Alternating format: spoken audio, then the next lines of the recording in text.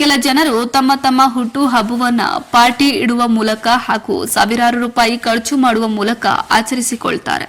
ಇನ್ನು ಕೆಲವರು ದೊಡ್ಡ ಪಬ್ಗಳಲ್ಲಿ ಅನಗತ್ಯವಾಗಿ ಖರ್ಚು ಮಾಡ್ತಾರೆ. ಆದರೆ ಚೇಳೂರು ಪಟ್ಟಣದ ದಲಿತ ಹಿರಿಯ ಮುಖಂಡರಾದ ಕಡಿಲು ವೆಂಕಟರಮಣಪ್ಪ ರವರು ತಮ್ಮ ಹುಟ್ಟುಹಬ್ಬದ ಅಂಗವಾಗಿ ಪಟ್ಟಣದ ಕೆಪಿಎಸ್ ಶಾಲೆಯ ಆವರಣದಲ್ಲಿ ವಿದ್ಯಾಭ್ಯಾಸ ಮಾಡುತ್ತಿರುವ ಶಾಲೆಗಳಲ್ಲಿ ಗಿಡಗಳನ್ನು ನೆಟ್ಟಿ ಎಲ್ಲಾ ಮಕ್ಕಳಿಗೆ ಸಿಹಿ ವಿತರಣೆ ಮಾಡುವ ಮೂಲಕ ತಮ್ಮ ಹುಟ್ಟುಹಬ್ಬವನ್ನು ಸರಳವಾಗಿ ಆಚರಣೆ ಮಾಡಿಕೊಂಡಿದ್ದಾರೆ.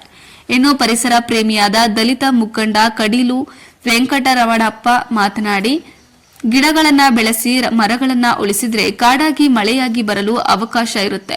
ಇದರ ಜೊತೆಗೆ ಬೆಳೆಗಳಾಗಿ ಸಮೃದ್ಧಿ ಜೀವನ ನಡೆಸಲು ಅನುಕೂಲವಾಗುತ್ತೆ. ಪ್ರತಿಯೊಬ್ಬರು ತಮ್ಮ ಹುಟ್ಟು ಹಬ್ಬಗಳಿಗೆ ಹಾಗೂ ಕಾರ್ಯಕ್ರಮಗಳಿಗೆ ಗಿಡ ನೆಡುವ ಕಾರ್ಯಕ್ರಮವನ್ನ ಹಮ್ಮಿಕೊಳ್ಳುವುದನ್ನ ರೂಢಿಸಿಕೊಳ್ಳಬೇಕು. ಗಿಡಗಳನ್ನ ನೆಟ್ಟಿ ಪರಿಸರವನ್ನ ಕಾಪಾಡಿಕೊಳ್ಳಬೇಕೆಂದು ಮನವಿ ಮಾಡಿದ ಈತ, ಯಾರೇ ಆಗ್ಲಿ ಗಿಡಗಳನ್ನ ಮರಗಳನ್ನ ಕಡಿಯಬಾರದು, ಅಂತವರನ್ನ ನಾನು ವಿರೋಧಿಸುತ್ತೇನೆ. ಇನ್ನು ಪರಿಸರ ಪ್ರೇಮಿಗಳನ್ನ ಪ್ರೀತಿಸುತ್ತೇನೆ ಎಂದರು.